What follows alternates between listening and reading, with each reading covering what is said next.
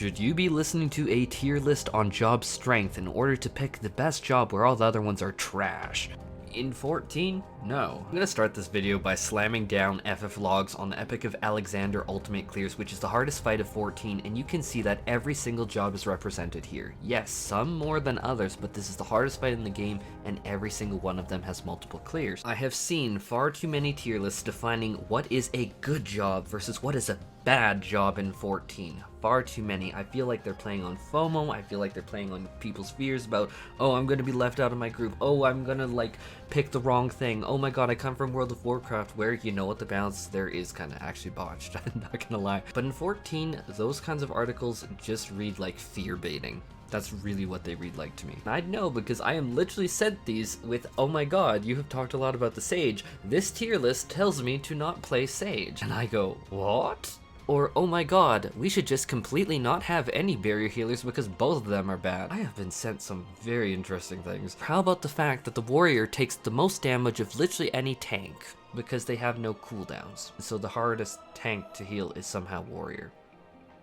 Let that marinate for a bit. I literally was sent that from a tier list. To get to the root of why I'm doing this video is this makes me concerned because over the past few weeks, the amount of concerned direct messages that I have been getting across Discord and Twitter, I wish people would stop DMing me on Discord so my server would be more alive, but like the DMs that I'm getting have ramped up to like genuinely wild levels about people terrified about what job to pick. Oh my god, maybe I should just drop the Dragoon so I go Samurai. Oh my god, but we already have a Reaper in our composition. Maybe I should be going Machinist because Bard I hear is really bad according to this tier list.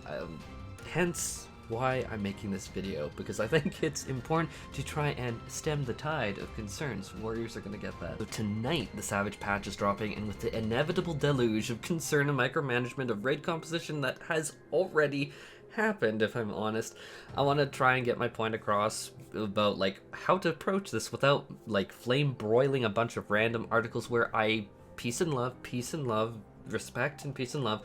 I assume that the writer has not actually played 14 that much, at least definitely not at endgame with some of the stuff I have read. I have been very concerned that put things like Sage and Scholar as F tier healers, or the article that said all ranged DPS should be avoided and implied 4 Reapers is an idealized comp. I have no idea, guys.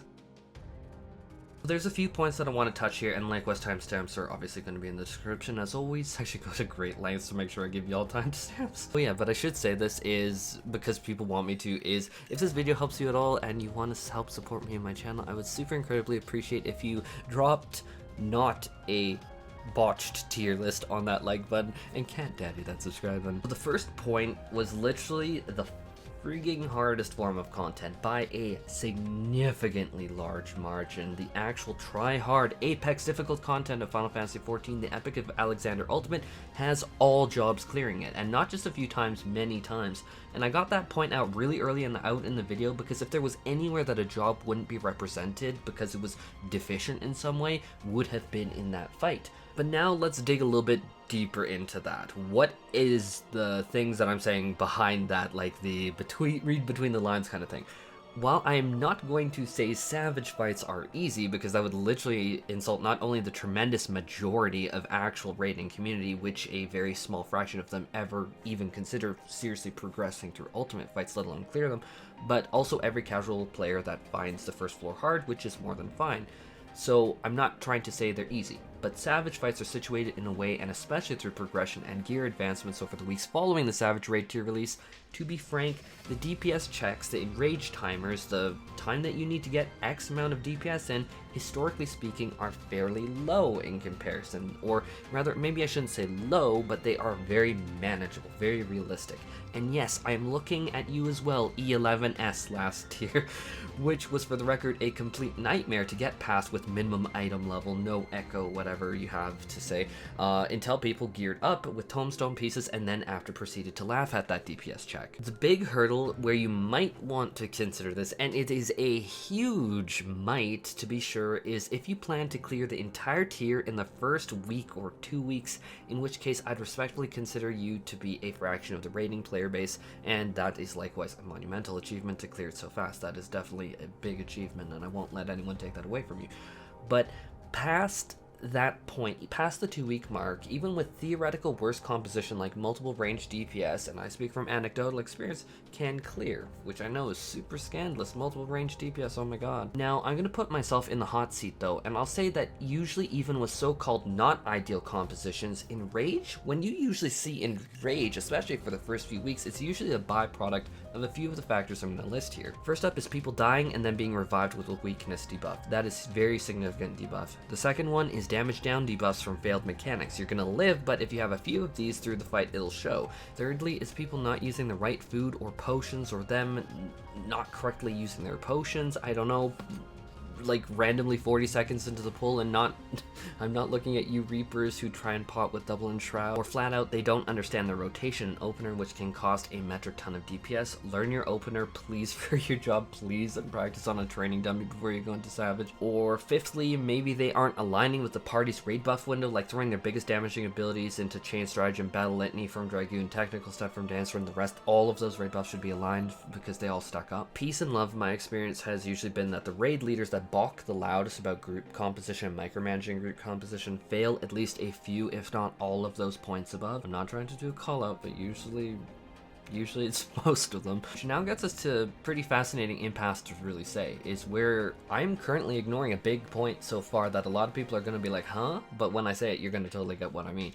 But based on what I said already, is that historically backed is that the combination of playing properly as a group and eventually outgearing it makes any comp more than able to pass in Rage. And peace and love, if you are expecting a week 1 clear with like minimum item level, I think that it is a fair expectation to put on your expectation of clearing in week 1 with minimum item level that you're not going to be doing things like dying all the time and still expect to clear. I don't think that's unfair. Now this clamps down to our final and biggest point. Our developers are highly, and I mean highly, attentive to balance issues. Rarely will we see wide sweeping changes to how a class feels or plays. Major changes like the Warrior last expansion to Warrior this expansion mechanically are saved for things like expansions or large patch reworks like the Summoner from 5.0 to 5.1.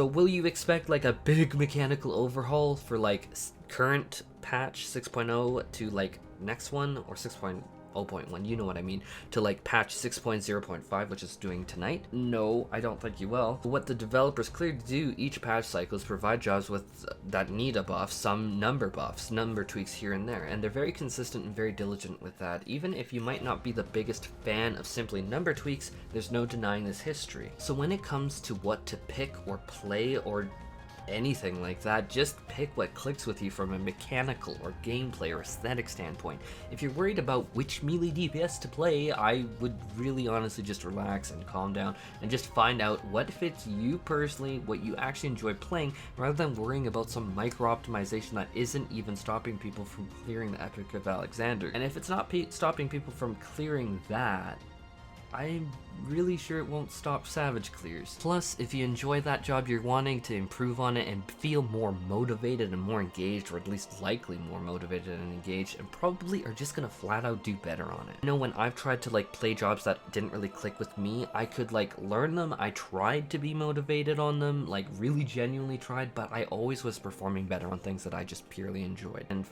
far be it from me thinking that makes me special. Anyhow, that's it for this video. Take care everyone, and I hope everyone's really excited for the raid release.